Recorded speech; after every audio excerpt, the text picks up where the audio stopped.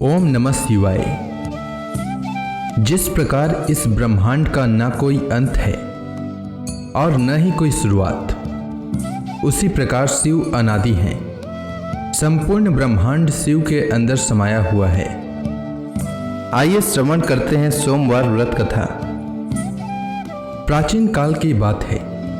एक नगर में एक बहुत धनवान साहूकार रहता था, जिसके घर में धन की कमी नहीं थी, परंतु उसको एक बहुत बड़ा दुख था कि उसके कोई पुत्र नहीं था। वह इसी चिंता में दिन रात लगा रहता था। वह पुत्र की कामना के लिए प्रत्येक सोमवार को शिव जी का व्रत और पूजन किया करता था तथा सायंकाल को शिव मंदिर में जाकर शिव जी के सामने दीपक जलाया करता था।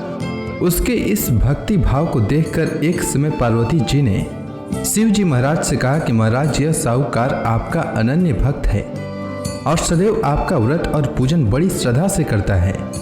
इसकी मनोकामना पूर्ण करनी चाहिए।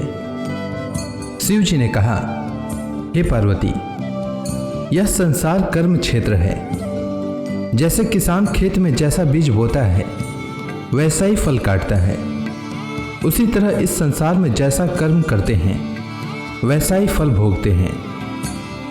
पार्वती जी ने अत्यंत आग्रह से कहा, महाराज, जब यह आपका अनन्य भक्त है और इसको अगर किसी प्रकार का दुख है तो उसको अवश्य दूर करना चाहिए, क्योंकि आप सदैव अपने भक्तों पर दयालु होते हैं और उनके दुखों को दूर करते हैं।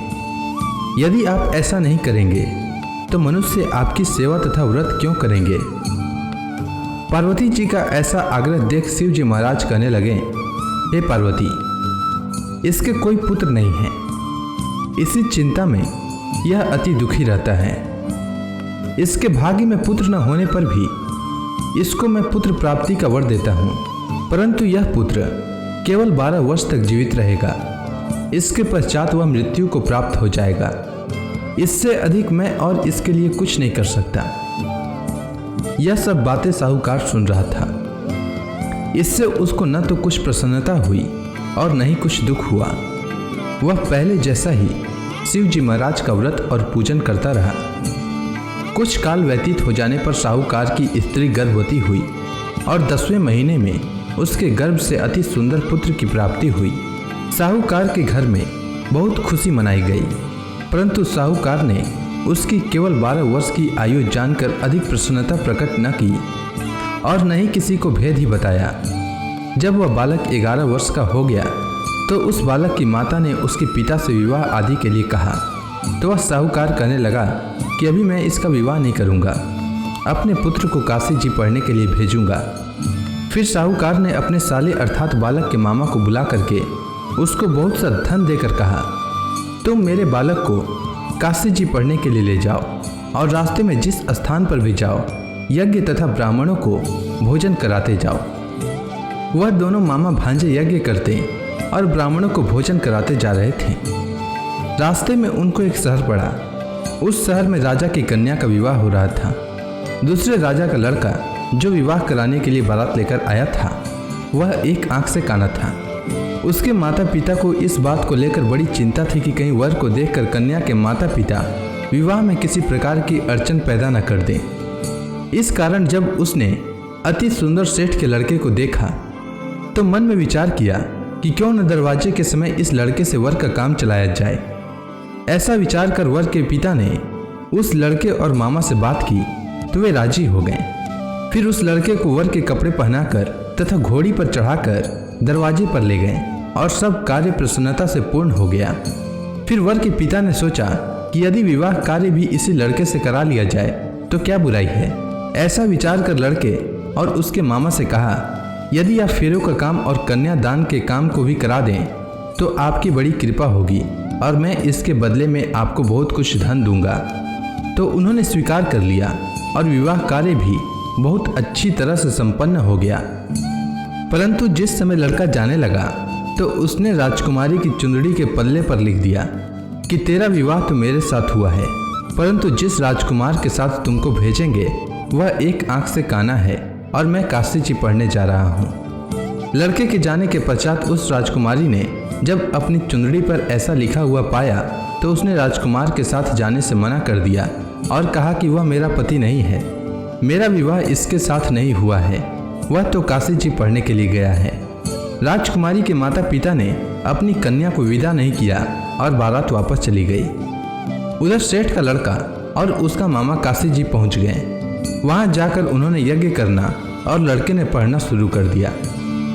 जब लड़के की आयु 12 वर्ष की हो गई तो उस दिन उन्होंने यज्ञ रचा रखा था कि लड़के ने अपने मामा से कहा कि मामा जी आज मेरी तबीयत कुछ ठीक नहीं है।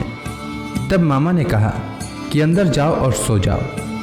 लड़का अंदर जाकर सो गया और थोड़ी देर में उसके प्राण निकल गए।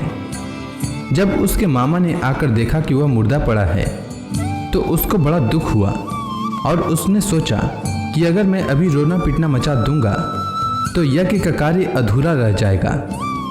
अतः उसने जल्दी से यज्ञ का कार्य समाप्त कर ब्राह्मणों के जाने के बाद रोना पीटना आरंभ किया। संयोगवश उसी समय शिव पार्वती जी उधर से जा रहे थे। जब उन्होंने जोर जोर से रोने की आवाज़ सुनी तो पार्वती जी कहने लगी कि महाराज कोई दुखिया रो रहा है, उसके कष्ट को दूर कीजिए। जब शिव पार्वती ने पास जाकर देखा तो वहाँ एक लड़का मुर्दा पड़ा था। पार्वती जी कहने लगी कि महाराज यह तो उसी सेठ का लड़का है जो आपके वरदान से हुआ था। हे महाराज, इस बालक को और आयु दीजिए, नहीं तो इसके माता पिता तड़प तड़प कर मर जाएंगे। पार्वती जी के बार बार आग्रह करने पर शिव जी ने उसको जीवन वरदान दिया और शिव जी महाराज की कृपा से लड़का जीवित हो गया। शिव जी और पार्वती जी कैलाश पर्वत पर चले गए। तब वह लड़का और मामा उसी प्रकार यज्ञ करते तथा ब्राह्मणों को भोजन कराते हुए अपने घर की ओर चल पड़े। रास्ते में उसी शहर में आए जहां उसका विवाह हुआ था। वहां पर आकर उन्होंने यज्ञ आरंभ कर दिया तो उस लड़के के ससुर ने उसको पहचान लिया और अपने महल में ले जाकर उसकी बड़ी खातिर की।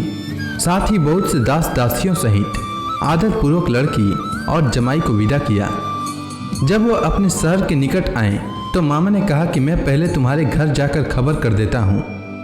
जब उस लड़के का मामा घर पहुँचा तो लड़के के माता पिता घर की छत पर बैठे थे और यह प्रण कर रखा था कि यदि हमारा पुत्र सकुशल लौट आया तो हम राजी खुशी नीचे आ जाएंगे, नहीं तो छत से गिरकर अपने प्राण खो देंगे।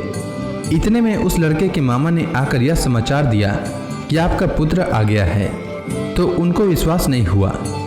तब उसके मामा ने शपथ पूर्वक कहा कि आपका पुत्र अपनी स्त्री के साथ बहुत सारा धन लेकर आया है। तो सेठ ने आनंद के साथ उसका स्वागत किया और बड़ी प्रसन्नता के साथ रहने लगे।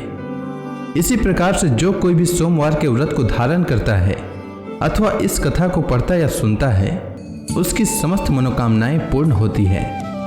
उम्मीद है आपको सोमवार व्रत की कथा अच्छी लगी होगी। अगर आपको यह वीडियो अच्छी लगी हो तो कमेंट सेक्शन में ओम नमः शिवाय लिखना न भूलें। धन्यवाद।